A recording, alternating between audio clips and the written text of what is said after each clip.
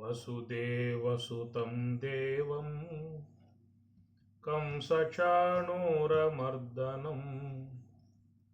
దేవకీ పరమానందం కృష్ణం వందే జగద్గురుం కృష్ణం వందే జగద్గురుం.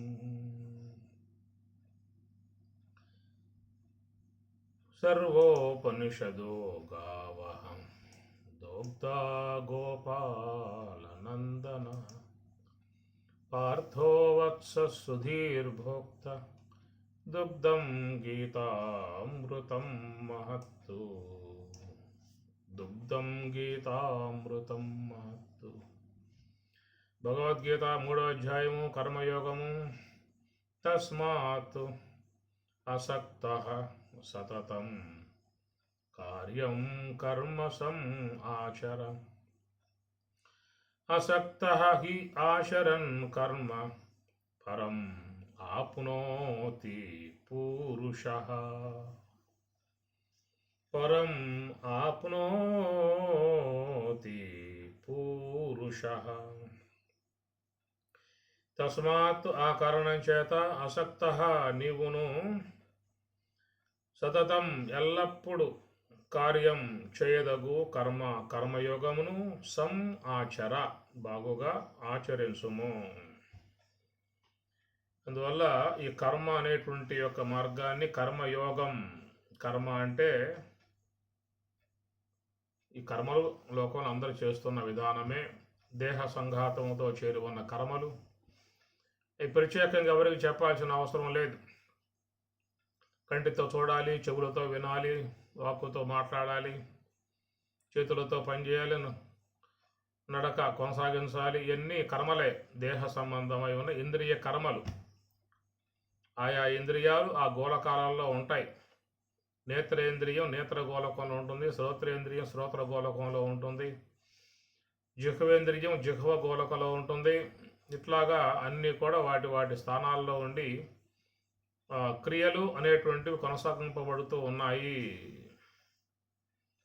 కనుక ఈ పంచీకరణ విధానం ఏర్పడేటువంటి 25 తత్వాలు, సూక్ష్మదేహ సంబంధముగా సూక్ష్మదేహ పంచీకరణ అనే విధానం ఏర్పడేటువంటి 19 తత్వాలు, ఇవన్నీ కూడా ఆయా గోళకాలలో చేరి ఉన్నాయి.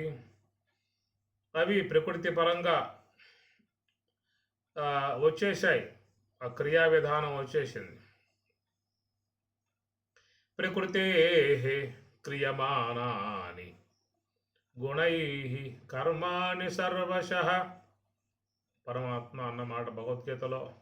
ప్రకృతే క్రియమానాని, ప్రకృతి విధానముగా క్రియమానాని, క్రియలు అనేటువంటివి స్వతసిద్ధముగా వచ్చాయి. ఇవి మనం పుట్టిన తర్వాత ఏర్పాటు చేసుకున్నటువంటివి కావు.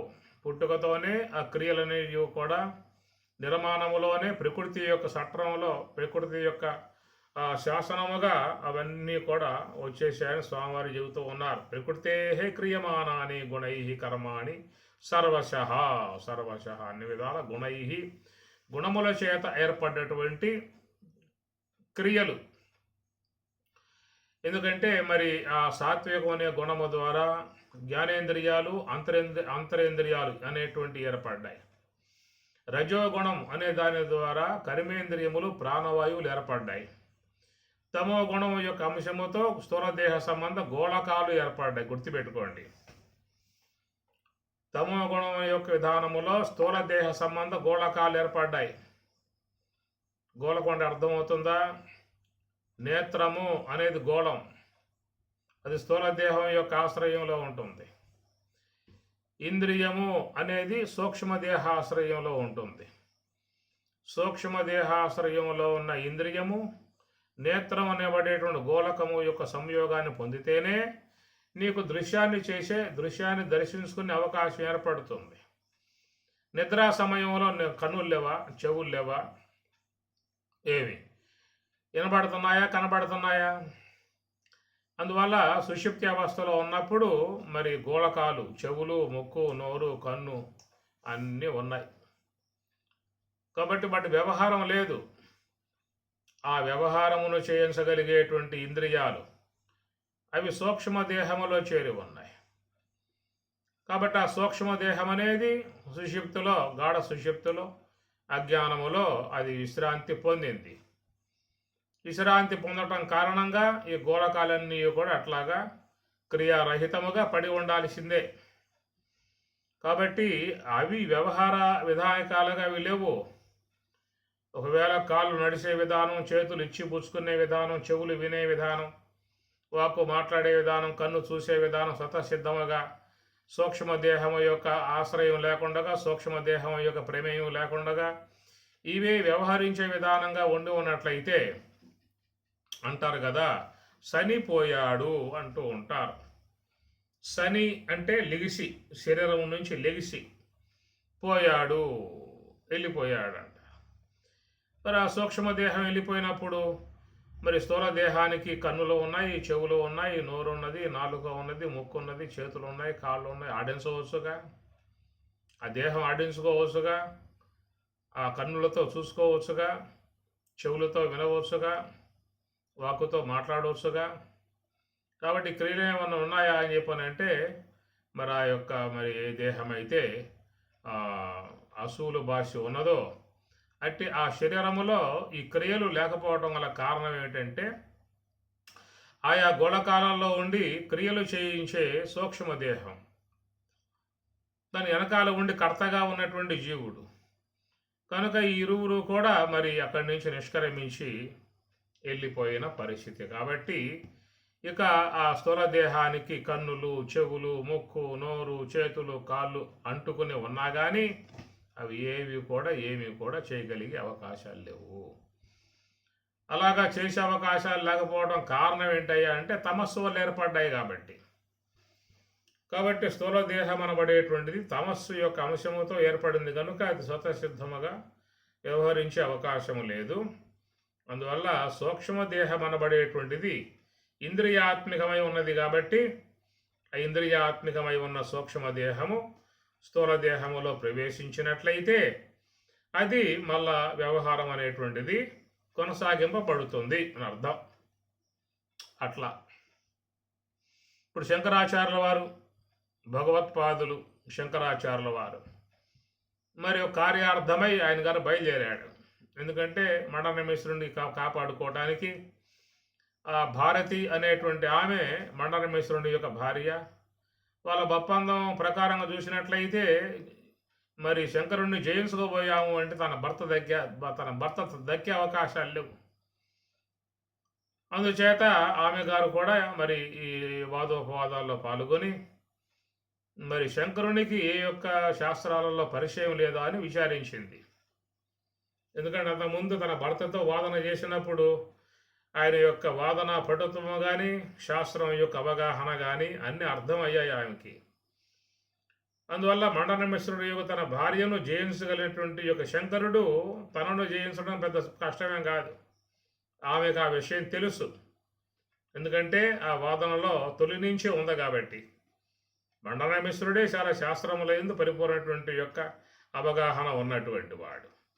అంతటి చాలా పెద్ద వయసు కూడా మండనమిశ్రుడిది. శంకరుడు చిన్నవాడు, బ్రహ్మచారి. మరి ఆ ప్రకారంగా ఉన్నటువంటి ఆయనను అవలేలగా ఆయన ఓడించాడు అని చెప్పినట్టే సామాన్య విషయం కాదు. మరి శంకరుణ్ణి మనం ఓడించకపోతే ఈయన దక్కే అవకాశం లేదు. ఆయన గారు కాస్త ఆయన వెంట వెళ్ళిపోవాల్సి వస్తుంది. భర్త లేకుండా ఆమె జీవించాల్సి ఉంటుంది. భర్త లేకుండా జీవించాలంటే సమాజంలో ఎంత ఇబ్బందికరమో అది లేనటువంటి వారికి మాత్రమే అర్థమయ్యేటువంటి అంశం. అనుక్షణం అనేక బాధలు, అవమానాలు, అనేకమైనటువంటి యొక్క చీటుబోర్డు మాటలు ఎన్నో వాళ్ళకి సొసైటీలో ఉంటాయి. కాబట్టి ఏదైనా ఎప్పుడైనా స్త్రీ తన భర్తను అన్ని విధాలా కాపాడుకోవడానికే ప్రయత్నం చేస్తుంది. కాబట్టి ఎట్లయినా శంకరుణ్ణి ఓడించాలి. ఓడిస్తేనే మరి తన భర్తను కాపాడుకున్న అవుతుంది. కాబట్టి ఆయన ఏ శాస్త్రాలలో అవగాహన ఉండదబ్బా అని చెప్పి విచారించింది. అందువల్ల అతడు మరి ఉన్నటువంటి విధానం చూసినట్లయితే మరి ఆయనకి లేనటువంటి యొక్క అవగాహన ఒక్క శాస్త్రం, అది కామశాస్త్రం, వాత్స్యాయన కామశాస్త్రం. అందువల్ల దాని నుంచి ఆమె గారు ప్రశ్నలు వేయటం ఆరంభం చేసింది. ఆయన కూడా మహర్షి రాసింది. ఆ ప్రకారంగా ప్రశ్నలు వేస్తే ఈ భటుడు కొంచెం సందేహించాడు చెప్పటానికి. ఎందుకు సందేహిస్తున్నావు అని చెప్పి అడిగింది. మరి కామశాస్త్రం కదమ్మా, ఎట్లా దాన్ని మాట్లాడేదని చెప్పి అన్నాడు. అది శాస్త్రమే కాంటయా, ఎన్నో ఉన్నాయి లోకంలో శాస్త్రాలు, అన్ని మహాత్ములు ఇచ్చినటువంటియే, అవన్నీ ఋషులు ఇచ్చినటువంటియే. ఒకటి తక్కువ ఒకటి ఎక్కువ అనేటువంటిది ఏమి లేదు. ఎంత మానవ జీవితానికి అన్వయమయ్యేటువంటి యొక్క అంశాలే. శిక్ష, కల్ప, వ్యాకరణం, నిరుక్తం, ఛందస్సు, జ్యోతిష్ శాస్త్రం, ఇలాగ ఎన్నైతే ఉన్నాయో శాస్త్రాలు అన్నీ కూడా మానవ జీవితాన్ని ఉపకరించేటువంటి యొక్క అంశాలుగా చేరి ఉన్నాయి. కాబట్టి కామం అనేటువంటిది జీవితంలో భాగం, అదొక భాగం. అది లేకుండా ఏ ఒక్క వ్యక్తి జీవించే అవకాశం లేదు, ఏ ప్రాణి జీవించే అవకాశం లేదు. అసలు సృష్టి లేదు, విశ్వమే లేదు.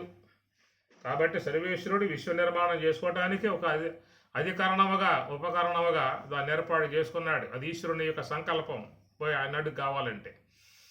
దాన్ని తప్పుగా భావించుకునేటువంటి యొక్క అవకాశం ఏమి లేదు.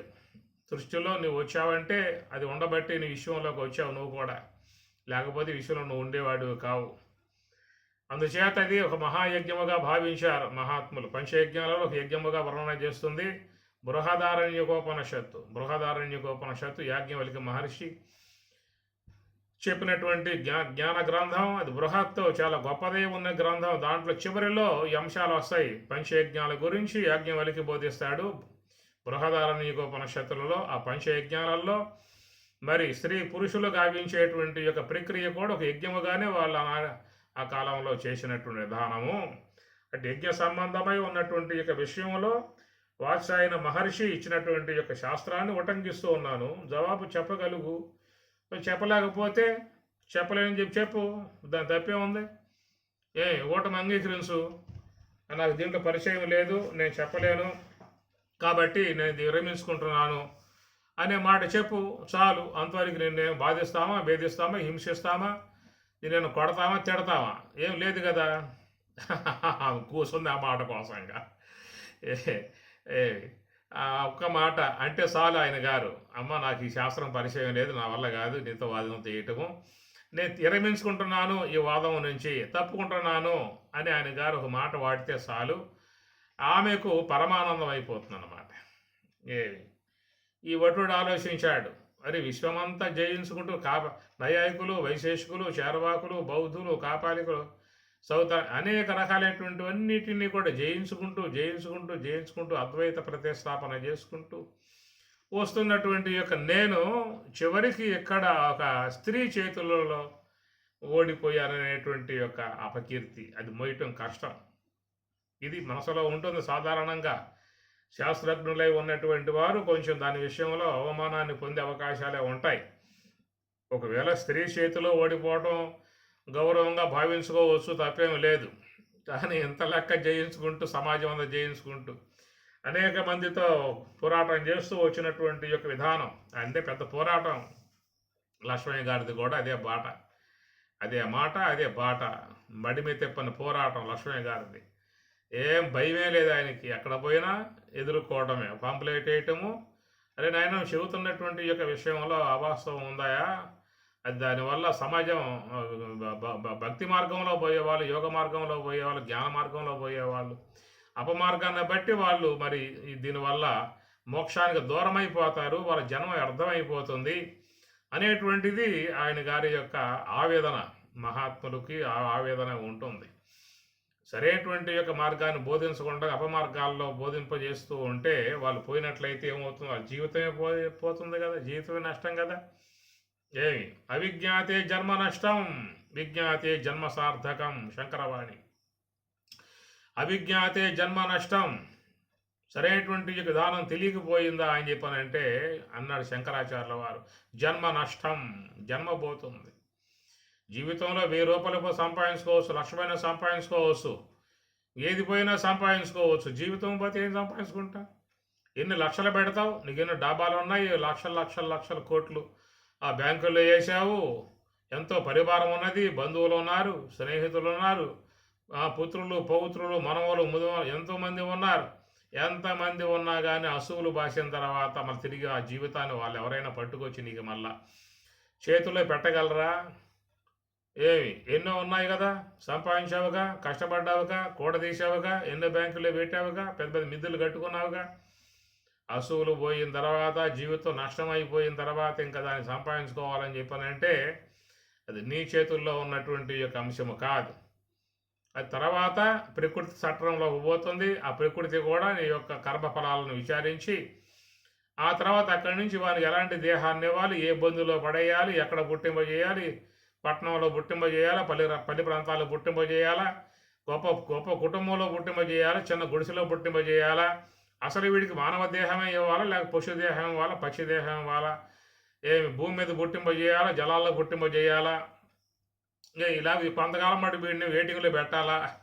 ఇదంతా వెనకాల ప్రకృతి యొక్క చట్టం ఉన్నది. ఆడకపోయాక అక్కడ వెయిటింగ్లో ఉండాల్సిందే. ఇదంతా కూడా ఉండేటువంటి విధానం కాబట్టి అవిజ్ఞాతే జన్మ నష్టం విజ్ఞాతే జన్మ సార్థకం అన్నారు. కాబట్టి ఈ ప్రకారంగా మరి మానవ జీవితం చాలా విలువైంది కాబట్టి మళ్ళీ మళ్ళీ రాబోది మానవ జన్మ అన్నటువంటి యొక్క విధానం అది. అందువల్ల మహాత్ములు దీని విషయంలో ఆవేదన చెందుతారు. అలాంటి ఆవేదనే కలిగింది ఆయన గారికి కూడా. అపమార్గంలో తీసుకుపోయేటువంటి వాళ్ళు ఎవరైతే ఉన్నారో వాళ్ళ మీద దాడి చేశాడు, పాంప్లెట్లు వేశాడు, ప్రింట్ వేశాడు, పోయి కుస్తీ పట్టాడు, యుద్ధం చేశాడు. ఎందుకు బోధిస్తావు? నీకు తెలిస్తే బోధించు, తెలియకపోతే గమ్మునుండు. ఇది ఈనాటి లక్ష్మయ్య గారి జగద్గురువుల వారి ఆలోచన. అదే ఆలోచన ఆనాటి జగద్గురువుల శంకరాచార్యుల వారు. ఈయన జగద్గురు, ఆయన జగద్గురు. ఆనాటి ఆలోచన అయింది. ఎందుకంటే అప్పటికే నైయాయికులు, వైశేషికులు, చారవాకులు, బౌద్ధులు, కాపాలికులు, నానా రకాలుగా ఉన్నటువంటివన్నీ కూడా సమాజంలో వ్యాప్తమైపోయి సామాన్య మానవుని దిక్కుతైన పరిస్థితిగా ఎటుపోవాలో, ఎట్లా చేయాలా, ఎవరి బోధ కరెక్ట్గా అని చెప్పి వినిపించుకోవాలి. ఇలాంటి చిక్కులలో ఉన్నప్పుడు సామాన్య మానవుడు ఇబ్బంది పడే పరిస్థితి ఉన్నది. కనుక వాళ్ళకి ఆ ఇబ్బందులు తొలగించేసి సశాస్త్రీయమై ఉన్నటువంటి యొక్క ప్రస్థానత్రయాలను లోకానికి అందించే ఉద్దేశంతో శంకరులు ఎన్నో మరి సిద్ధాంతాలను కొట్టిపారేసి వాటిలో వాదనలో ఓడించి జయించుకుంటూ విజయకేతం ఎగరవేసుకుంటూ ఆయన జీవిత చరిత్రే శంకర విజయం అని ఉంటుంది. చూడండి, మీరు పుస్తకం తెచ్చుకోండి, తెప్పించుకోండి. శంకర విజయం అని చెప్పనంటే మీకు ఫ్లిప్కార్ట్ ఉంటుంది, లేక అమెజాన్ ఉంటుంది. దాంట్లో మీ పిల్లలు చెబితే వాళ్ళు కొట్టేస్తారు, తెప్పిస్తారు పుస్తకాన్ని. చదువుకోండి ఒకసారి. దాని శంకర విజయం అంటారు. విజయం అంటే మరి ఆయన యొక్క జయకేతను ఎగరవేశాడు. కనుక లోకంలో మళ్ళీ వైదికాన్ని స్థాపించాలి, భగవద్గీత అందరూ కూడా చదవాలి. అప్పటికే మొత్తం మూలపడ్డాయి, ఎవరికి భగవద్గీత చేతుల్లో లేవో, ఉపనిషత్తులు కూడా మరుగున పడిపోయాయి. ఇవన్నీ కూడా బౌద్ధం ఓ పక్క, జైనం ఓ పక్క అనేక రకాలైన సిద్ధాంతాలను రావడం కారణంగా సగటు మానవుడికి స్వశాస్త్రీయమై ఉన్నటువంటి యొక్క మార్గం అడుగును పడిపోయింది. కాబట్టి ఎట్లయినా లోకంలో మన తిరిగి మరలా వైదికాన్ని నెలకొల్పాలి, భగవద్గీతను లోకంలో ప్రచారం చేయించాలి, ఉపనిషత్తులు చేయించాలి. అందరూ తిరిగి మరలా ఈ జ్ఞానాన్ని అధ్యయనం చేసి మోక్ష మార్గంలో పయనించాలి. అపమార్గంలో లాక్కుపోయేటువంటి యొక్క వాళ్ళని సరైనటువంటి యొక్క మార్గంలో పెట్టాలనేటువంటి యొక్క ఉద్దేశంతో ఆయన గారు విజృంభించాడు. సాక్షాత్తు శంకరుడే అన్నారు మహానుభావుడు. శంకరం శంకరాచార్యం. ఆ శంకరాచార్యుల వారు శంకరుడు, సాక్షాత్ పరమశంకరుడుగా వచ్చిన విధానం కాబట్టి ఆయన లోక కళ్యాణార్థమై ఆయన గారు మరి ఈ విధంగా చేసుకుంటూ పోతూ ఉన్నాడు. మరి కృష్ణ పరమాత్మల వారు జన్మ ధర్మ సంస్థాపనార్థాయ అని కదా చెప్పిన స్వామి గారు. సంభవామి యుగే యుగే అని అన్నారు. శ్రీమన్నారాయణుడు సమస్త ఈ లోకాలను కాపాడటానికి, ధర్మ సంస్థాపన చేయటానికి నేను లోకంలోకి వస్తున్నానని చెప్పి అన్నట్లుగా, ఆయన చెప్పినట్లుగా ఇక్కడ మరి పరమశివుల వారు వేదాన్ని లోకాన్ని అందించిన ఆయన కాబట్టి జ్ఞాన సంస్థాపనార్థాయ అన్నట్లుగా ఈయన గారు ఈ రూపకంగా వచ్చారు. కాబట్టి మహాత్ములు లోకంలోకి ఎందుకు వస్తారయ్యా అని చెప్పానంటే మానవోద్ధరణ చేయటానికి, ధర్మ సంస్థాపన చేయించడానికి, ఆయన జ్ఞాన సంస్థాపన చేయించడానికి ఈయన వచ్చిన విధానం కాబట్టి మరి ఆ జ్ఞాన విధానాన్ని, వైదిక విధానాన్ని లోకంలో నెలకొల్పటానికి వచ్చిన విధానం కనుక ఆయన ఈ ప్రకారంగా అనేక మందితో వాదనలు చేసుకుంటూ వస్తూ ఉన్నాడు. ఎంతోమంది నా వాదనలో జయించాడు. అక్కడ అద్వైత స్థాపనలు చేసుకుంటూ వస్తూ ఉన్నాడు. చివరికి ఇక్కడ ఒక చిక్కులతో కూడిన ఘట్టం ఎదురయ్యింది జీవితానికి. ఆమె ఒక పట్టం వదిలిపెట్టడం లేదు. ఏమి చెప్తావా చెప్పు, ఒకవేళ చెప్పడానికి నీకేమన్నా బిడియంగా ఉంటే నామోషిగా ఉంటే, సిగ్గుపడేట్లయితే వదిలిపెట్టేయి. అది. ఎందుకంటే కామాన్ని గురించి మాట్లాడాలని చెప్పనంటే చాలామంది సంకోచిస్తారు, భయపడతారు, అనుకుంటారేమో అని చెప్పేసి అని కూడా బిడియపడతారు. కాబట్టి అలాంటి కాలంలో వాళ్ళు దాన్ని కూడా సమానంగానే చూశారు. యజ్ఞాల్లో పంచయజ్ఞాలు ఒక యజ్ఞముగానే పెట్టారు. సృష్టి కార్యం సమస్త మానవ జాతి ఉత్పన్నం కావటానికై ఉన్నటువంటి ఒక అధికరణం సర్వేశ్వరునికి అధికరణం అది, ఆయన అధికరణం అది. ఆయన దాన్ని పెట్టుకునే విశ్వాన్ని ఆ విధంగా మరి విస్తరింపజేస్తూ ఉన్నటువంటి ప్రక్రియ అన్నమాట సర్వేశ్వరుడు. ఆయన సంకల్పించుకున్నటువంటి దానం అన్నమాట అది. అందువల్ల ఆయన్ని కామేశ్వరుడు అన్నారు. అమ్మవారిని కామేశ్వరి అట్లా కొలుస్తారు, ఇద్దరిని కొలుస్తారు. విశ్వమంతా ఆరాధించే విధానం ఇదే. విశ్వమంతా అందరూ కూడా శివలింగములుగా ఆరాధిస్తున్నారు అని చెప్పనంటే అది సృష్టి యొక్క సంబంధ అంశము చాలా మందికి తెలియదు. కాబట్టి ఈ ప్రకారంగా ఆమె గారు మరి ఈ విధంగా విష్ణువుతో ఆయన కొంచెం బిడియపడ్డాడు, సిగ్గుపడ్డాడు, మాట్లాడటానికి సంకోచిస్తూ ఉన్నాడు. అన్నప్పుడు మరి ఒప్పుకోవయా, దానికి ఏముంది, ఎంత నువ్వు బాధపడాల్సిన పరిస్థితి ఏమున్నది, నేను ఓటమిని అంగీకరిస్తూ ఉన్నాను కాబట్టి నాకు ఈ యొక్క శాస్త్రంలో అవగాహన నాకు లేదు, నేను తప్పుకుంటూ ఉన్నాను ఈ వాదన నుంచి అని ఒక మాట వాడి చాలు, నీకు ఇబ్బంది ఏముంది ఇంకా.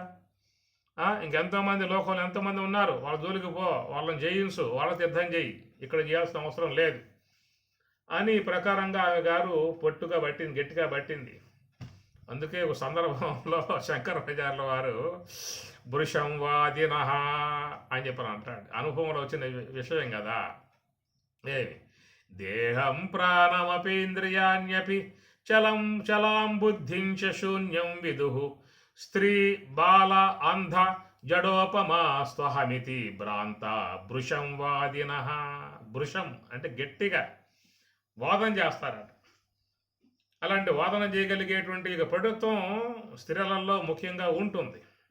అది గృహస్థులే ఉన్నటువంటి వాళ్ళకైతే అనుభవంలోకి బాగా వచ్చినటువంటి యొక్క అంశమే. ఎందుకంటే వాళ్ళతో వాదన జయించడం, గెలవటం అంటే వాడికి సాధ్యమయ్యే పని కాదు. దండం పెట్టేస్తారు, అమ్మ ఏం వాదన చేయాల్సిన అవసరం లేదు, నువ్వు చెప్పింది అంగీకరిస్తూ ఉన్నాను, ఏం చేయమంటావు చెప్పు చేస్తా. ఈ దండం పెట్టి చాలామంది గృహస్థులు మెల్లగా ఆఫీసులకు పోయేవాళ్ళు, షాపులకు పోయేవాళ్ళు బతికిపోయారు అని చెప్పని ఈ వాదనలు ఉంటాయి, ఎండ్లలో ఉంటాయన్నమాట. కాబట్టి ఆ ప్రకారంగానే ఇక్కడ కూడా మరి ఇంకా గట్టి పట్టుపట్టడంతో మరి ఎదురు లేకుండా మడ్డి మీద తిప్పకుండా విజయ కేతనాన్ని ఎగరవేసుకుంటూ వచ్చేటువంటి యొక్క తాను ఈనాడు చిక్కుల్లో పడ్డాడు. ఓటమి అంగీకరించి వెనకపోయాడా, ఎవరా ఎంతమందిని జయించాడు, ఒక స్త్రీ చేతిలో ఓటమి అంగీకరించి వచ్చేసాడు. అది ఒక నామోచిగా మిగిలిపోయే అవకాశం ఉంటుంది. కాబట్టి ఏదైనా కానీ కాక ఈ జయించే మనం ముందుకు పోవాలనేటువంటి ఒక పట్టుదల పెరిగింది ఆయనలో కూడా. ఎట్లా జయించాలి, మళ్ళీ దాన్ని అధ్యయనం చేయాలి, అనుభవాన్ని పొందాలి. వివాహం చేసుకుందామా అని చెప్పనంటే మళ్ళీ ఇబ్బంది అవుతుందేమో దానివల్ల, మళ్ళీ పిల్ల జల్ల వాళ్ళ చదువులు ఉద్యోగాలు, వాళ్ళ మళ్ళా కాన్వెంట్ ఫీజులు గీజులు ఇది పెద్ద సంసారం అవుతుంది. వదిలిపెడదామా అని చెప్పనంటే మరో మార్గం లేదు ఇక.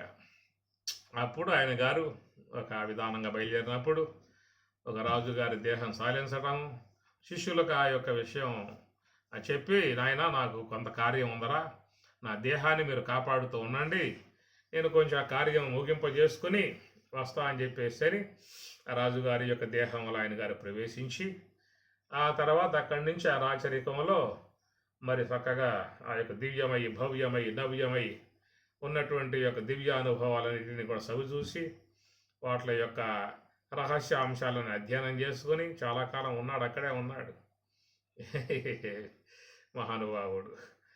ఉన్న తర్వాత అక్కడి నుంచి కొంత మళ్ళా ఇది గ్రహించి రాజులు మంత్రులు గ్రహించి ఎవరో మహానుభావుల్లో ఉన్నాడు, పరకాయ ప్రవేశం చేసి ఉంటాడు అని చెప్పిన విధానంగా ఆయన ఎక్కడో దేహం కనిపెట్టి ఆ దేహాన్ని కాల్చే విధానంగా ప్రయత్నం చేస్తే ఈ శిష్యులందరూ కూడా గట్టిగా రోదన చేస్తే వాళ్ళ ఆర్తనాదం విన్నటువంటి వాడి బిరబిర ఆ దేహాన్ని వదిలి మళ్ళీ ఈ దేహంలోకి ప్రవేశించి అట్లాగా కామ సంబంధమై ఉన్నటువంటి ఒక అనుభవాన్ని సంపాదించుకుని వచ్చి అక్కడ మళ్ళీ ఆ ఉభయ భారతితో కూర్చుని ఆమెతో బోధన చేసి కామశాస్త్రంలో కూడా నేను పండితుడినే, అన్ని శాస్త్రాల పండితుడినే, ఈనాటికి నేను దాని జోలికి పోలేదు, నీ పుణ్యమా అని చెప్పని ఆ శాస్త్రం కూడా అధ్యయనం చేశాను, అనుభవరూపకంగా నాకు ఆ యొక్క అంశాలు అందాయి అని చెప్పేసేసి అని అక్కడ ఆమె వేసే ప్రశ్నలకు జవాబు చెప్పాడు. ఆమె కూడా దండం పెట్టి చివరికి నాయన మహానుభావం సంతోషం తీసుకెళ్ళమని చెప్పింది. ఆ ప్రకారము గౌతమ అంగీకరించిన తర్వాత ఆయనే ఆ మండరమేశ్వరుడే తర్వాత కాలంలో సురేశ్వరులుగా పేరుగాంచారు. ఆయన్ని సురేశ్వరాచార్యులుగా ప్రసిద్ధిగాంచినటువంటి ఒక మహానుభావుడు. ఆయన వల్లే మనకి నైష్కర్మ్య సిద్ధి అనే గ్రంథం అనేది వచ్చింది. అంతకుముందు కర్మ సంబంధమై ఉన్న శాస్త్రాలలో బాగా ఉండేవాడు. తర్వాత మరి అద్వైత బోధ అధ్యయనం చేసిన తర్వాత ఆయనకి ఈ కర్మకాండ అంతా కూడా ఉపపక్షము, జ్ఞాన మార్గమే పరిపూర్ణత అనే విషయముగా గ్రహించగలిగాడు. ఈ సురేశ్వరాచార్యుల వారుగా అయిన తర్వాత మండరమేశ్వరుగా ఉన్నప్పుడేమో కేవలం వేదం పూర్వభాగం వరకే ప్రయాణం చేశాడు. ఆ తర్వాత ఈ వైపుకి వచ్చిన తర్వాత అద్వైత సిద్ధాంతంలోకి వచ్చిన తర్వాత ఆయన అద్వైత శాస్త్రం బాగా అధ్యయనం చేసి శంకరుల ద్వారా బాగా విషయాలన్నింటినీ విన్నటువంటి వాడై మరి అద్వైతంలో ఎంతటి మహత్తరమైనటువంటి యొక్క విషయం ఉన్నదా అని చెప్పి గ్రహించుకోగలిగాడు. ఆ తర్వాత సురేశ్వరాచార్యులుగా పేరుగాంచి ఆయన నైష్కర్మ్య సిద్ధి అనే మహత్తర గ్రంథం, గొప్ప గ్రంథాన్ని రచించాడు ఆయన గారు. ఇది ఆ ప్రకారంగా ఏంటంటే ఏ యొక్క స్థూల దేహం ఉన్నదో ఆ స్థూల దేహములో ఉన్నటువంటి యొక్క ఇంద్రియాత్మికమై ఉన్నటువంటి సూక్ష్మ దేహము బయటికి వచ్చిన తర్వాత తిరిగి మరలా ఆ దేహంలోకి పోవాలంటే అది ఎవరికి సాధ్యమయ్యే పని కాదు. మరి వేరే దేహాలలోకి పోయి ఆ దేహంలో ప్రవేశించి మళ్ళీ ఏమైనా జీవన విధానం కొనసాగిద్దామా అని చెప్పనంటే కూడా దానికంటూ కొన్ని ప్రత్యేకమైనటువంటి యొక్క మార్గాలు ఉన్నాయి. అది యోగ మార్గం ఉండగా పోవాలే తప్ప ఆయువు తీరిపోయి శరీరాన్ని సాలించి శరీరం నుంచి ఆ యొక్క ప్రకృతి విధానముగా ఈశ్వర శాసనముగా బయటకు వచ్చిన తర్వాత మళ్ళా తిరిగి మళ్ళా ఆ దేహంలోకి పోయి మళ్ళా ఆ సెట్టింగ్ పొందాలంటే అది అవకాశాలు లాంటివి ఏమి కూడా ఉన్నట్లేమి లేదు. ఉంటే మళ్ళీ రారా. ఎంతోమంది వయసులో ఉన్నటువంటి వాళ్ళు కూడా అసూలు భాష వెళ్ళిపోతూ ఉన్న పరిస్థితి కదా. ఒకవేళ మళ్ళీ ఏమన్నా వాళ్ళు దేహంలోకి మళ్ళీ ప్రవేశించి మళ్ళా దేహం నుంచి మళ్ళీ మేలుకొని వ్యవహారం చేసేట్లుగా వచ్చేటువంటి యొక్క అవకాశాలు ఉన్నట్లయితే మరి చాలామంది తిరిగి మరలా దేహంలోకి ప్రవేశించి మరి యథావిధిగా నిద్రపోయినవాడు ఎట్లా లెగిసి కళ్ళు తుడుచుకుని ఆవలించి బయటకు వస్తాడో అట్లాగా వచ్చే అవకాశాలు లాంటివి ఉంటాయి. కాబట్టి ప్రకారముగా ఈ సుషిప్త్ అనేది ఏంటంటే ఈ దేహాన్ని వదిలి ఆ దేహంలోనే ఉన్నాడు, బయటికి పోవాల. చాలామంది అంటూ ఉంటారు, ఏడగపోయాడో వీడు, తొలి తెలియకుండా పోయింది, ఇప్పుడు వచ్చాడు అని చెప్పి అంటూ ఉంటారు. ఏడగపోయేదే ఉండదు. దేహంలో లోపల చెట్టు అయినటువంటి సూక్ష్మదేహము, ఆ యొక్క సూక్ష్మదేహము ఆ యొక్క ప్రకృతి నియంత్రణ విధానముగా ఎక్కడికి లోనకు పోవాలో ఆడగబోయే విధానము, తిరిగి మరలా అదే మార్గం ఉండగా వచ్చి మళ్ళీ దేహాన్ని ధరించే విధానము, ఇది ఒక శాసన విధానముగా ప్రతి శరీరంలో కూడా ఈశ్వరాజ్ఞగా ఏర్పడిపోయి ఉన్నది. అందువల్ల మనం రోజువారీగా దేహాన్ని వదిలినా కానీ ఆ వదిలిన విధానం నుంచే మళ్ళా వచ్చి అదే మార్గం ఉండగా వచ్చి శరీరం వల్ల ధరించి విశ్వంలోకి వ్యవహారంగా వస్తూ ఉన్నాం. ఏమి సుషుప్తిలో ఉన్నవానికి మరణించిన వానికి ఏమిటయ్యా తేడా? దాంట్లో శ్వాస ఆడుతుంది, దీంట్లో శ్వాస ఆడటం లేదు, అంతే వ్యత్యాసం. కాబట్టి ఈ ప్రకారముగా స్థూల దేహాన్ని వదిలి సూక్ష్మదేహం ఇక్కడ ఉన్నది, స్థూల దేహాన్ని వదిలి సూక్ష్మదేహం అక్కడ ఉన్నది. అక్కడ దాన్ని సుషుప్తి అవస్థ అన్నాం, ఇక్కడ దాన్ని మరణావస్థ అన్నాం. కారణం ఏంటని చెప్పానంటే ఆ సూక్ష్మదేహము శరీరము నుంచి నిష్క్రమించి బయటకు వచ్చేసింది. ఆ బయటకు వచ్చేయటం కారణంగా శ్వాస కూడా ఆగిపోవడం కారణంగా ఇక మళ్ళీ దాని సెట్టింగ్ ఇక లేదిక. మళ్ళీ దేహంలోకి పోయి మనం ధరించి మళ్ళీ శ్వాసను ఆడించుకుంటూ మళ్ళీ భూమి మీద సంచరించే విధానాలుగా అలాంటి ప్రక్రియ ఉన్నదా? చూడండి, అట్లయితే ఇంక ఇబ్బంది ఏముంది. ఇదొక నియంత్రణ విధానం, సర్వేశ్వరుడు ఆజ్ఞ ప్రకారం జరుగుతున్నటువంటి విధానం. కాబట్టి సుషుప్తి అనే అంశం కూడా అది ఒక నాడీ మండలం ఉండగా ప్రయాణం చేయటమే. మన శరీరంలో అన్నీ కూడా నాడీ భాగాలే. లోన ఉన్నటువంటి యొక్క మనస్సు, నేత్రం అనబడేటువంటి యొక్క నాడులో కొండగా బయటకు వస్తూ దర్శిస్తూ ఉన్నది విశ్వాన్ని. అంటే లోన ఉన్నటువంటి యొక్క అంతఃకరణం శ్రోత్రం యొక్క నాడీ మండలాల కొండగా బయటకు వచ్చి శబ్దాలు వింటూ ఉన్నది. మీరు గమనించండి, అక్కడ చెవిలో ఉన్నటువంటి యొక్క నాడీ మండలాలు దెబ్బతిన్నాయి అని చెప్పనంటే శబ్దం వినపడదు. మళ్ళీ ఆ తంత్రులు కొంత వైద్య విధానంలో బాగు చేస్తారు. బాగు చేసినప్పుడు మళ్ళీ యథావిధిగా శబ్దాన్ని వినే విధానం ఏర్పడుతుంది.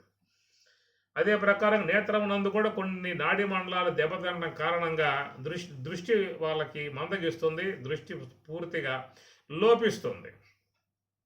కానీ వైద్య రంగంలో ఈనాడు తిరిగి మరలా కంటిని పూర్తిగా తొలగించేసి మళ్ళీ కొత్త ఎవరు నేత్రదానం చేస్తే ఆ నేత్రాలను పెట్టి చక్కగా సెట్ చేస్తూ ఉన్నారు. చేయటం వల్ల నాడీ మండలాలు బాగా ఉన్నాయి కాబట్టి మళ్ళీ లోన ఉన్నటువంటి యొక్క సూక్ష్మదేహం యొక్క సంబంధ చూపులు నేత్రేంద్రియం ద్వారా బయటికి వస్తున్నటువంటి పరిస్థితి అన్నమాట.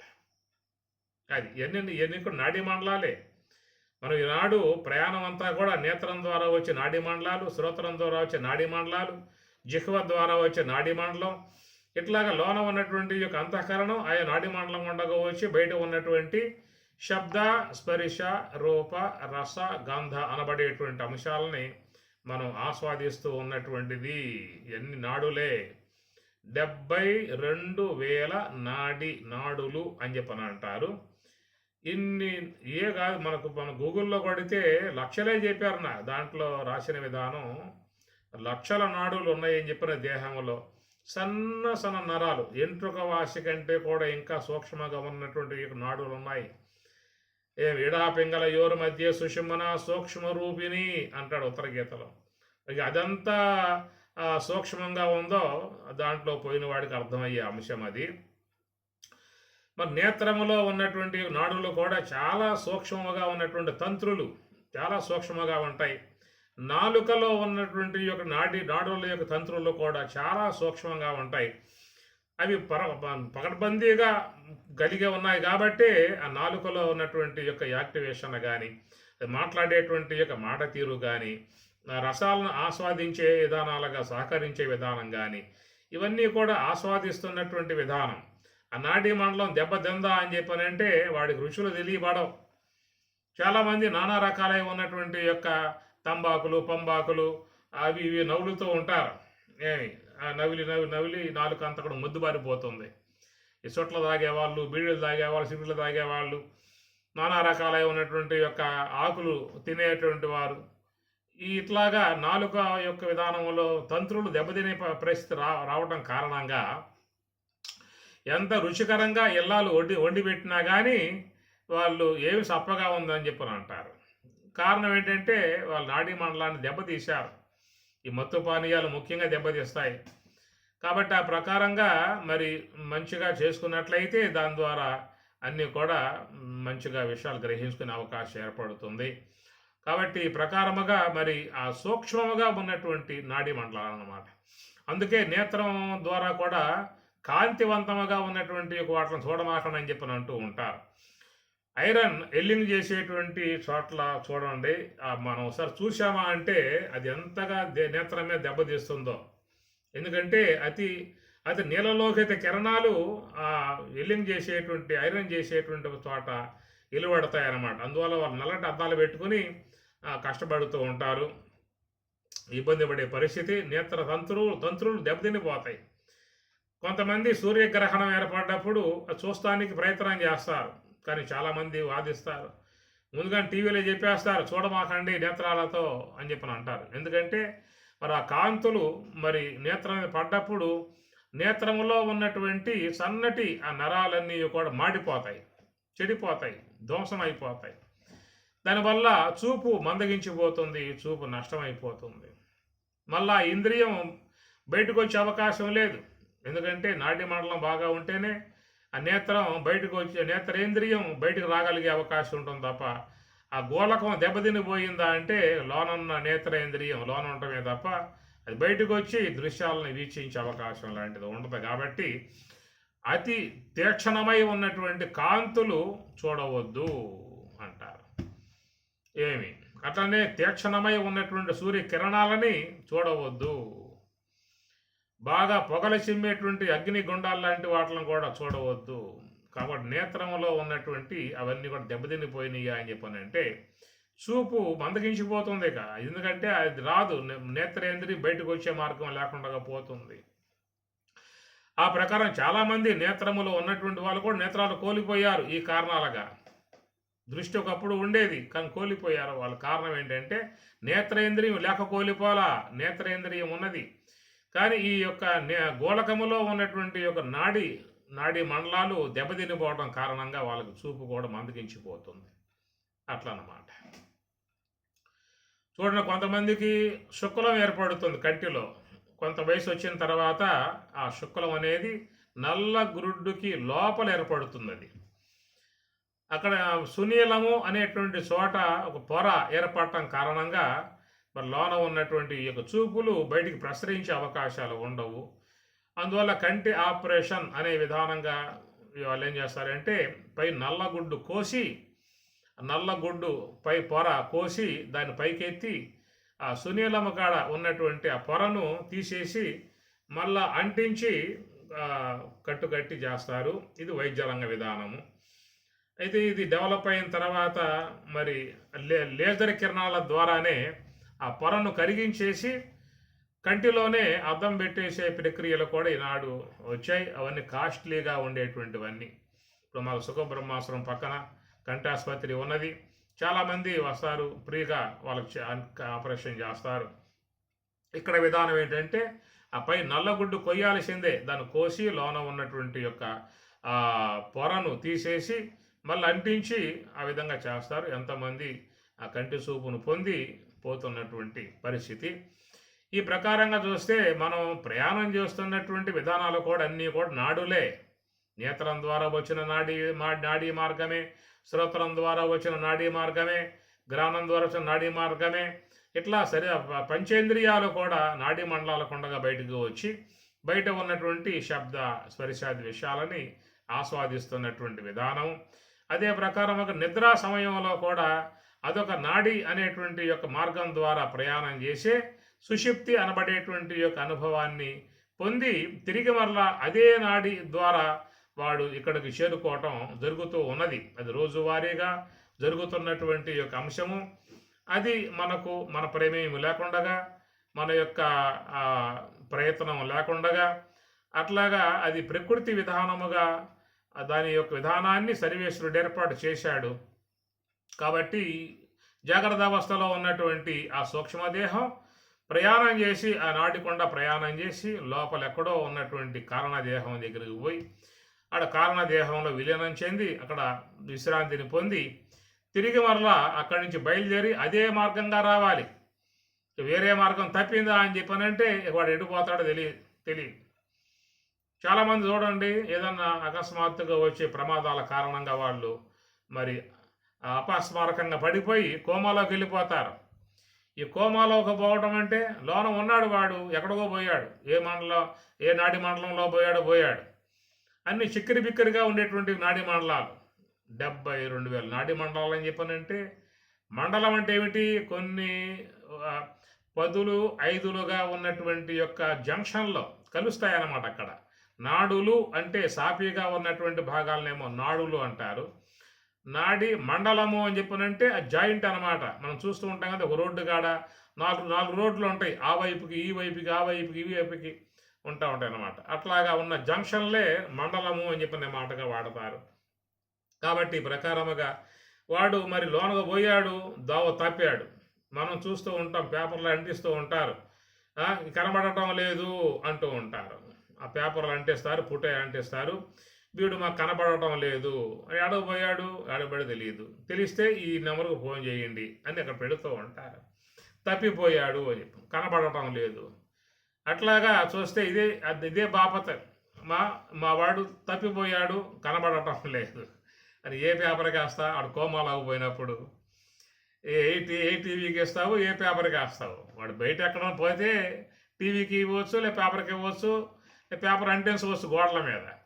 వీడు లోనకు పోయాడు, ఈ నాడీ మండలాలు ఎక్కడో పోయి ఇరుక్కుపోయాడు, వచ్చే మార్గం తెలియకుండా అవస్థ పడతా ఉన్నాడు. లోపల శ్వాస మాత్రం ఆడుతానే ఉన్నది. ఈ బంధుకోటి వస్తాడు అని చెప్పని కూర్చుంటారు. అలాగా పోయినటువంటి వాళ్ళు నెల పట్టొచ్చు, 2 నెలలు పట్టొచ్చు, ఎప్పుడు పట్టొచ్చు, మెల్లగా వస్తారు. అరణ్యంలో పడ్డోడైనా ఎట్లా మార్గం ఎత్తుకుంటూ రోడ్డు మీదకి వస్తాడు. అట్లా ఎప్పటికో వచ్చిన వాళ్ళు కూడా చాలామంది ఉన్నారు. కోమాలకు పోయి కూడా తిరిగి వచ్చిన వాళ్ళు చాలామంది ఉన్నారు. అటు దోవ తెలియక ఇక అక్కడే ఉండిపోయి చివరి ఆయువు తీరిపోయి వెళ్ళిపోయినటువంటి వాళ్ళు కూడా కొద్దిమంది ఉన్నారు. అపస్మారకంగా వెళ్ళిపోతారు అపన్నట్లాగా. ఈ ప్రకారంగా క్రమ విధానాన్ని సర్వేశ్వరుడు ఏర్పాటు చేశాడు. ఇప్పుడు శ్వాస ఉందనుకోండి, ఆ శ్వాస కూడా ఇడా పింగళ నాడులకుండా ప్రయాణం చేస్తూ ఉన్నది. ఇడా పింగళయోర్ మధ్యే సుషుమ్న సూక్ష్మ రూపి. కాబట్టి ఉచ్ఛ్వాస నిశ్వాసాలుగా ఉన్నటువంటి యొక్క ఇవి కూడా ఒక నాడుల్లో కొండగా ప్రయాణం చేస్తూ ఉన్నాయి. అది ఒక నాడీ నాడుల యొక్క విధానం అని చెప్పి అన్నారు. ఈ ప్రకారంగా లోపల ఒక కామనగా ఉన్నటువంటి విధానముగా జాగ్రత్త అవస్థ నుంచి స్వప్నం నుంచి సుషుప్తి నుంచి మన స్వప్నం నుంచి మన జాగ్రత్త, ఈ విధంగా రొటీన్గా జరిగేటువంటి దాని అన్నమాట. మనకు చూడండి నాన్ స్టాప్ బస్సులు అని చెప్పి అంటూ ఉంటారు. ఎక్కువ స్టేజీలు ఉండవు, వాటికి మధ్యలో ఆగితే వెళ్ళిపోతాయి అన్నమాట. అక్కడి నుంచి ఇక్కడికి, ఇక్కడి నుంచి అక్కడికి. అట్లాగా మన యొక్క మార్గం కూడా ఇట్లాగా నాన్ స్టాప్ బస్సు లాగా జాగ్రత్త అవస్థ నుంచి బయలుదేరామా స్వప్నం ఒక స్టేజీ, తిరిగితే సుషుప్తి అవస్థ ఒక స్టేజీ, ఆడకపోతాం. మళ్ళీ అక్కడి నుంచి మళ్ళీ స్వప్నావస్థ స్టేజీకి వస్తాం, జాగ్రత్త అవస్థకు వస్తాం. ఇది ఒక క్రమం మనలో, మనకే కాదు సకల జీవులకు సర్వేశ్వరుడు నియంత్రణ చేసేసాడు. అందువల్ల ఇక ఎవరో కూడా దాని విషయంలో సంకోచించాల్సిన అవసరం లేదు. అదే మార్గంలో పోవాలి, అదే మార్గం గుండా రావాలి. ఇది అందరికీ కూడా సుషుప్తి అనేటువంటి యొక్క అంశానికి పోవటానికి ఏర్పాటు చేసినటువంటి విధానం. అట్లనే యోగులు అనేటువంటి వాళ్ళు ప్రయాణం చేసే నాడీ మండలం వేరు. కాబట్టి వాళ్ళ యొక్క నాడి ఏమన్నారంటే సుషుమ్న నాడి అన్నారు. సుషుమ్న ద్వారము, దాని మోక్షద్వారం అనే పేరు పెట్టారు, దాని బ్రహ్మరంధ్రం అనే పేరు పెట్టారు. అది చాలా సూక్ష్మముగా ఉంటుంది అనే మాటగా చెబుతూ ఉన్నారు. బుద్ధ్యా సూక్ష్మయా సూక్ష్మదర్శిభి అన్నది కఠోపనిషత్తు. బుద్ధ్యా సూక్ష్మయా సూక్ష్మదర్శిభి ఎందుకన్నాడు ఆ మాట కఠోపనిషత్తులో? ఆ బుద్ధి చాలా సూక్ష్మం కావాలి అన్నాడు. ఎందుకంటే ఆ సుషుమ్న ద్వారంలో ప్రవేశింపగలిగే విధానం బుద్ధికి మాత్రమే అవకాశం ఉన్నది. అది మహాసూక్ష్మం కాగలిగితేనే మరి ఆ సుషుమ్న ద్వారంలో ప్రవేశించి అక్కడ మరి బ్రహ్మము యొక్క అనుభవాన్ని పొందే అవకాశం ఏర్పడుతుంది. అదొక ద్వావ. సుషుమ్న ద్వారం అనేది ఒక ద్వావ. కాబట్టి ఆ ద్వావలోకి నువ్వు పోవాలని చెప్పని, బ్రహ్మము యొక్క అనుభవాన్ని పొందాలని చెప్పని అపేక్ష నీకున్నట్లయితే దానికి చెప్పిన మార్గం ఈ యొక్క అంశ యొక్క శ్వాస యొక్క మార్గము. దీని యొక్క ఆశ్రయం ద్వారానే నువ్వు ఆ యొక్క నాడి మండలంలో ప్రవేశించి అక్కడ బ్రహ్మమును దర్శించుకునే అవకాశం ఏర్పడుతుంది. మీకు ఇదే మాటగా చెప్పింది పైన. తస్మాత్ సర్వగతం బ్రహ్మ అన్నాడు. బ్రహ్మం అంతటా ఉందయా అన్నాడు. నిత్యం యజ్ఞ ప్రతిష్ఠితం, నిత్యం కూడా సుషుమ్న యందు ప్రతిష్ఠింపబడి ఉన్నది. అంటే ఏమిటి అర్థం అక్కడ అంటే దర్శించుకోవడానికి ఈలుగా ఉందనేటువంటి మాట అన్నమాట. ఎక్కడ చూసే అవకాశాలు నీకు లేవేక, అక్కడే చూసుకోవాలేక నువ్వు బ్రహ్మమును దర్శించుకోవాలని చెప్పనంటే ఒక నిత్యం యజ్ఞ ప్రతిష్ఠితం సుషుమ్న అనబడేటువంటి దాని ఏందే నువ్వు బ్రహ్మమును దర్శించుకోవాల్సి ఉంటుంది అని అర్థం. ఒకవేళ స్వప్నం దర్శించుకోవాలని చెప్పన్నట్లయితే దాని మార్గం వేరే ఉన్నది. ఆ మార్గంలో పోయినటువంటి వారు స్వప్నాన్ని దర్శించుకోవచ్చు. ఒకవేళ సుషుప్తి దర్శించుకునే ఉద్దేశం ఉన్నటువంటి వాళ్ళు కాబట్టి ఆ మార్గంలో పోయినటువంటి వారు సుషుప్తిని దర్శించుకోవచ్చు. అందువల్ల ఈ ప్రకారంగా ఈ మార్గాలకు ఉండగా అందరూ రోజువారీగా పోతూనే ఉన్నారు. ఈ మార్గంలో పోయి స్వప్నాన్ని దర్శిస్తూ ఉన్నారు, ఈ మార్గం ఉండగా పోయి సుషుప్తిని దర్శిస్తూ ఉన్నారు. ఇంతవరకు మాత్రమే పరిమితమై ఉన్నటువంటి విధానం సకల మానవులకి, ఏ వర్ణమైనా, ఏ వర్గమైనా, ఏ మతస్థులైనా, ఏ కులస్థులైనా, ఎవడైనా కానీ ఏ జాతి అన్నా కావచ్చు కాక అందరికీ ఈ ప్రక్రియ విధానము సమానమే. అందరికీ కర్మేంద్రియాలు ఉన్నాయి, అందరికి జ్ఞానేంద్రియాలు ఉన్నాయి, అందరికి అంతరేంద్రియాలు ఉన్నాయి. అందరి యొక్క దేహం సంబంధ యాంగిల్స్ కూడా సమానంగా ఉన్నాయి. కాళ్ళు, చేతులు, ముక్కు, నోరు, కన్ను ఇవన్నీ కూడా ఎవరికి ఎలాంటి తేడా పాడాలేమి లేవు. ఎందువల్ల సృష్టికర్త ఒకడే కాబట్టి ఆ సృష్టికర్తను ఒకడు అల్లా అని చెప్పి పిలుచుకుంటున్నాడు, మరొకడు ఈశ్వరుడు అని పిలుస్తున్నారు, మరొకడు ఇంకో రకంగా పిలుస్తూ ఉన్నారు. ఏం పిలిచినా కానీ ఉన్న వస్తువు ఒకటే. అనేక నామాలతో ఆయన్ని కొనియాడుకుంటూ, నమస్కారం చేసుకుంటూ, దండాలు పెట్టుకుంటూ, పానసారం పడుతూ చేసుకుంటూ ఉన్న మార్గాలు. కాబట్టి ఆయన నియంత్రించినటువంటి యొక్క మార్గాల వైపుకే అందరూ కూడా ప్రయాణం చేసి తన జీవనాన్ని కొనసాగించుకుంటూ ఉన్నారు. ప్రారబ్ధం ఉన్నంత వరకు ఈ మార్గాలే, ఎవరికైనా ఉన్నాయి ఈ మార్గాలే. జ్ఞానేంద్రియముల యొక్క సంబంధమై ఉన్న ఆ మార్గాలు, స్వప్నలోకానికి పోవటానికి గల ఆ మార్గము, సుషుప్తి యొక్క లోకానికి పోవటానికి గల ఈ మార్గము, ఇంతవరకు మాత్రమే మానవులకు సర్వేశ్వరుని ద్వారా ప్రసాదింపబడ్డటువంటి అంశములు. ఇక వాటిని దాటి ఇంకెన్నో ఉన్నాయి, పోవటానికి వీల్లేదు, పోయేటువంటి అవకాశాలు లేవు. అదేంటంటే ఇక్కడ మరి యోగ మార్గంగా ఉన్నటువంటి వాళ్ళైతే వాళ్ళు మరొక సుషుమ్న మార్గం అనేటువంటి దాంట్లో ప్రవేశించి అక్కడ వాళ్ళు బ్రహ్మమును పొందుతున్నటువంటి విధానము. ఈ మాట మీకు 8వ అధ్యాయంలో స్వామివారి చెప్పారు కదా. గురువోర్ మధ్యే ప్రాణం ఆవేశ్య సమ్యక్ పరం సమ్యక్. ఏమి అక్కడ సంసిద్ధిం చక్కగా వాళ్ళ యొక్క బ్రహ్మానుభవాన్ని పొందుతున్నట్లుగా మనకి 8వ అధ్యాయంలో స్వామి చెప్తారు. అక్కడ మీకు మంచిగా వస్తుంది అది. ప్రయాణకాలే మనసాచలేన భక్త్యా యుక్తో యోగ బలేన చైవ. భక్త్యా యుక్తో యోగ బలేన, వాళ్ళకి భక్తి బలము, యోగ బలము, జ్ఞాన బలం ఉండాలట. అలాంటి బలం గలవారు మాత్రమే భ్రువోర్మధ్యే ప్రాణం ఆవేశ్య సమ్యక్ సహాతం పరం పురుషం ఉపయేతి. అది అక్కడ స్వామి చెప్పిన మాట. భ్రువోర్ మధ్య, భృకుటి మధ్యవనం పడేటువంటి ఒక నాడి, సుషుమ్న నాడి, ఆ నాడి ద్వారా వాళ్ళు ప్రయాణం చేసి సహాతం పరం పురుషం ఉపయేతి, అక్కడ పరమ పురుషుణ్ణి, బ్రహ్మమును పొందుతున్నారు. ఇవన్నీ ఉన్నాయి, శాస్త్రాల్లో ఉన్న వాక్యాలే. మీరుగా పోయి చూసే అవకాశాలు లేవు. అవి చెప్పగలిగే వాళ్ళు చెప్తేనే మీ మనసులోకి వచ్చే అవకాశాలు ఉంటాయి. అంతవరకే వినగలిగిన వారు ధన్యులు. వద్దనుకుని పోయినటువంటి వారు ఇక వాళ్ళకి మీరు చెప్పుకోండి వాళ్ళ పరిస్థితి. కాబట్టి ప్రకారముగా చూసినట్లయితే అనేకమైనటువంటి యొక్క మార్గాలు లోపల ఉన్నాయి. ఆ మార్గాల కొండగా ప్రయాణం చేసేటువంటి వాళ్ళు ఆయా దివ్యత్వమును పొందే అవకాశం ఉంటుంది. మనం చూస్తూ ఉంటాం పురాణాలలో కూడా చాలామంది మహాత్ములు దివ్య లోకాలకు పోయి వచ్చినట్లుగా, స్వర్గలోకానికి పోయి వచ్చినట్లుగా, వైకుంఠానికి పోయి వచ్చినట్లుగా, అంటే ఆయా మార్గాల కొండగా ప్రయాణం చేసినప్పుడు ఆయా లోకాలకి ప్రయాణం చేసే అవకాశాలు ఉంటాయనేటువంటి మాట. ఇది మీకు ఎవరన్నా చెప్పారా, ఎక్కడన్నా ఉన్నాయా అనేటువంటి మాటగా మీరు చూసినట్లయితే ఉత్తర గీత 2వ అధ్యాయంలో ప్రవేశించండి, అక్కడ ఇవన్నీ ఉన్నాయి స్వామి చెప్పారు. ఉత్తర గీత 2వ అధ్యాయంలో ఈ లోకాల సంబంధమై ఉన్నటువంటి ప్రయాణాలు గురించి అక్కడ మీకు వస్తాయన్నమాట. కాబట్టి ఆ ప్రకారముగా మరి ఎవరెవరు మనం పోతున్నటువంటి కామనగా ఉన్నటువంటి అంతర మార్గాలు, సుషుమ్న అనబడేటువంటి యొక్క మార్గమేమో జ్ఞానులు నివృత్తి మార్గము, హంస యొక్క ఆశ్రయం ద్వారా పోయేటువంటి మార్గమై ఉండగా, ఈ శంకరులు చేసింది ఏమిటంటే ఆయన ఒక మార్గాన్ని పెట్టాడు. ఆ మార్గం ఉండగా పోయి మరి ఆ యొక్క సూక్ష్మదేహం ఆ దేహంలో సెట్ అయ్యింది. సెట్ అయ్యింది కాబట్టి లేచి కూర్చున్నాడు. మరి రాజలాంఛనాలతో అందరూ కూడా సగౌరవంగా తీసుకువెళ్ళారు. సింహాసనం మీద అధిష్ఠింపజేశారు. కిరీటాన్ని కూడా పెట్టారు. మా రాజుగారు మా అదృష్టం వల్ల బతికొచ్చారు. మమ్మల్ని కాపాడటానికి, మమ్మల్ని సగ పరిపాలన చేయటానికి, మా మీద దయతో ఆ పోయినటువంటి ఆయన తిరిగి మరలా దైవానుగ్రహం వల్ల తిరిగి వచ్చినట్లుగా ప్రజలందరూ భావించుకున్నారు. కానీ పోయినవాడు పోయాడు, వాడు ఎక్కడున్నాడు, పోయాడు. కానీ వచ్చినవాడు వేరు, ఇది తెలియదు వీళ్ళకి.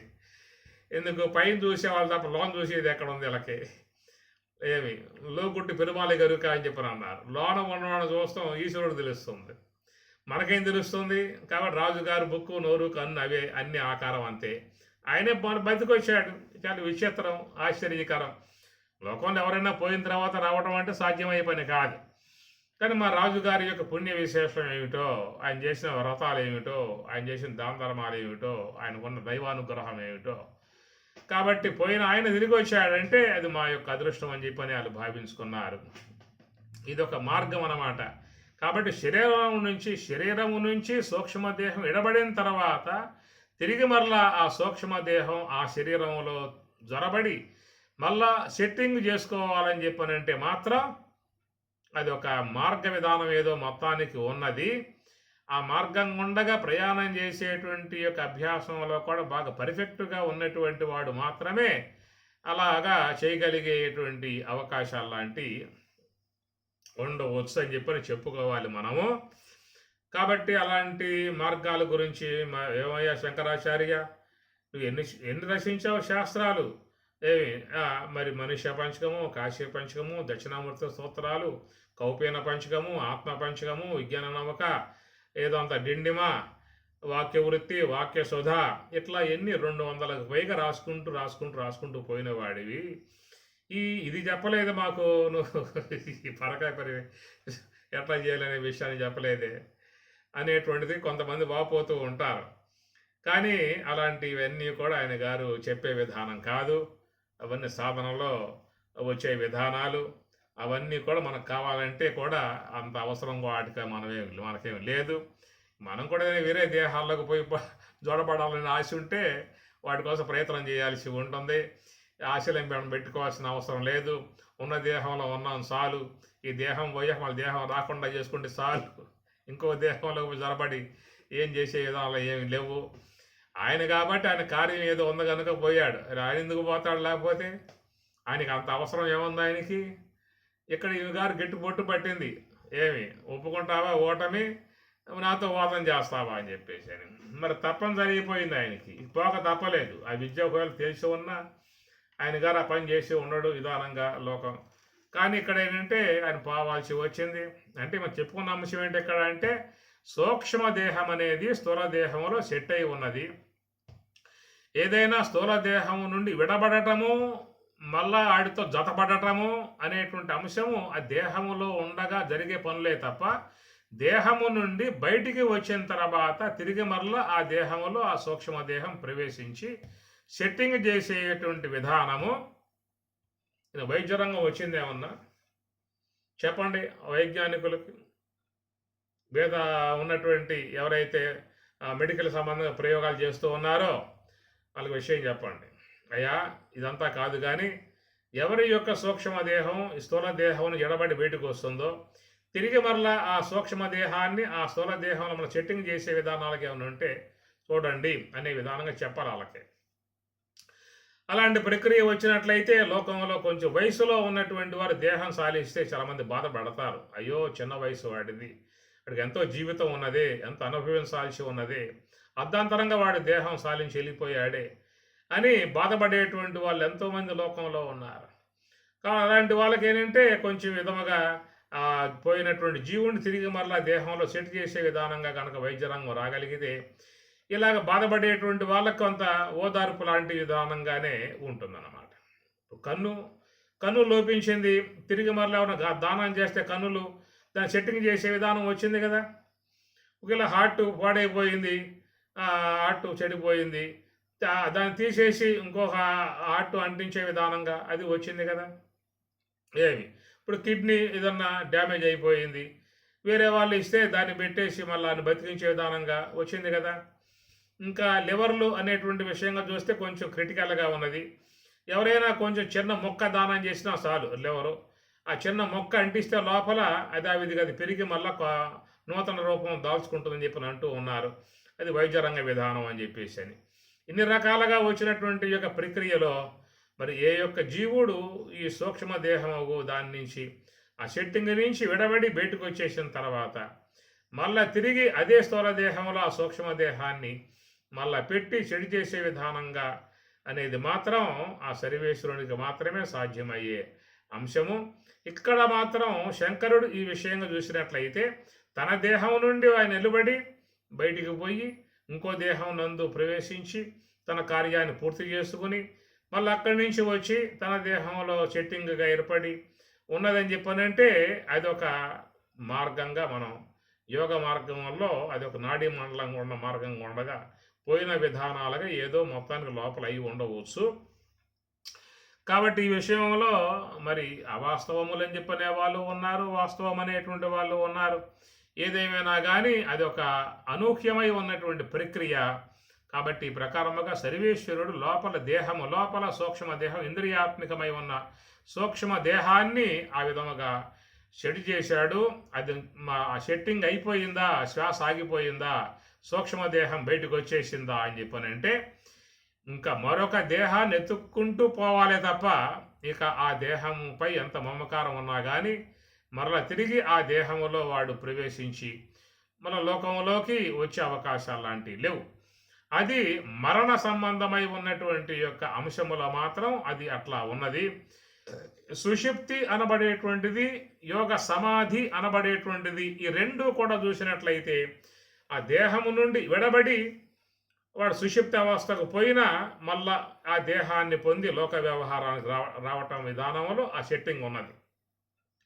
ఒకవేళ మరి యోగ సమాధి అనబడేటువంటి సుషుమ్న మార్గం ఉండగలను పోయి బ్రహ్మంలో లీనమై ఆ విధముగా ఉన్నటువంటి వారు తిరిగి మరలా అదే మార్గం ఉండగా వచ్చి స్థూల దేహం ధరించి మళ్ళీ వ్యవహరించే విధానముగా అది కూడా ఉందన్నమాట. కాబట్టి ఎంతోమంది మహాత్ములు యోగ సమాధిని పొందినటువంటి వారే కదా లోక వ్యవహారంలోకి వచ్చి శిష్యులకు జ్ఞానబోధ చేస్తూ ఉన్నారు, మరి వాళ్ళు ఉపదేశం చేస్తూ ఉన్నారు, ఆశీర్వాదం చేస్తూ ఉన్నారు, ఎన్నో గ్రంథాలు రచిస్తూ ఉన్నారు.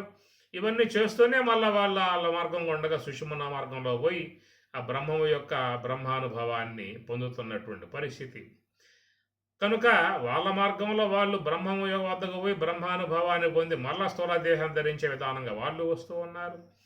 ఒకవేళ మన మానవ జాతి అంతా కూడా సుషిప్త అనబడేటువంటి యొక్క విధానముగా ఆ మార్గం ఉండగా ప్రయాణం పోయి అక్కడ అన్కాన్షియస్గా ఏమీ తెలియని విధానముగా స్థూల దేహమే యొక్క సంబంధమే లేకుండా వాళ్ళు ఉండిపోయి మళ్ళీ తిరిగి మళ్ళీ అదే మార్గం ఉండగా వచ్చి స్థూల దేహం ధరించే విధానాలు, ఇదేదో మొత్తానికి ఈశ్వరాజ్ఞగా సెట్టింగ్ అయి ఉన్నటువంటి అంశములు.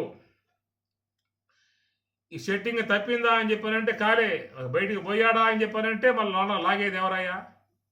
విలపించాల్సిందే. బయట ఉన్నవాళ్ళు విలపిస్తారు, దేహం నుంచి నిష్క్రమించి పోయినవాడు విలపించవచ్చు. బహుశా వాడికి విలాపం ఉంటుందా అండి? పోయిన తర్వాత బాధపడతాడా అని సందేహం కలిగే అవకాశం మనకే ఉంటుంది. ఇది బాధపడడం దేహం నుంచి బయటికి పోయాక అందరికీ ఆ ప్రక్రియ ఉంది కాబట్టి అప్పుడు అనుభవంలో తెలుసుకోవాల్సిందే. ప్రతి ఒక్కరూ దేహం నుంచి బయటికి వెళ్ళిపోవాల్సిన ఆవశ్యకత ఉంది కాబట్టి ఆనాడు అర్థం అవుతుంది. కాబట్టి పరితపిస్తారు, దేహం పోయిన తర్వాత పరితపిస్తారు, బాధపడతారు అనేటువంటిది కూడా మనకి కొంత మహాత్ముల మాటల ద్వారా అర్థమవుతూ ఉన్నది.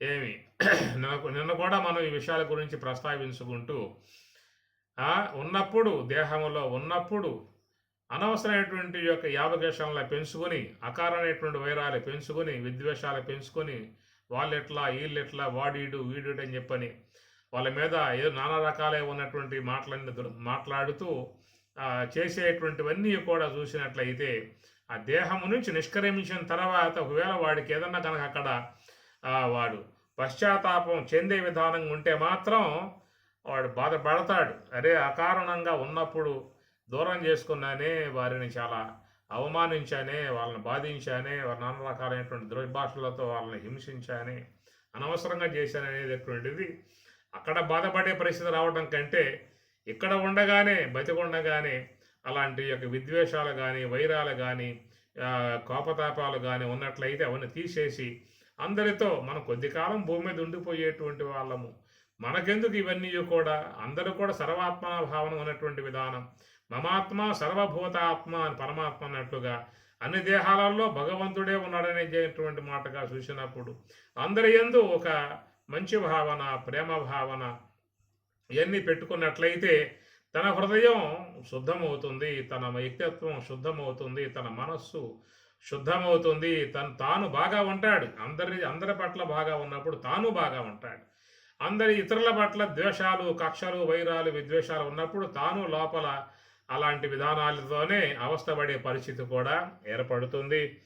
కాబట్టి ప్రకారముగా చూసినట్లయితే మరి ఆ లోన ఉన్నటువంటి సూక్ష్మ దేహము అనేటువంటిదేమో రజోగుణము, సాత్వికము అనేటువంటి అంశాలతో అది ఏర్పడింది. తమో గుణం అనేటువంటి అంశముతో గోళకాత్మికమై ఉన్న స్థూల దేహం ఇది ఏర్పడింది.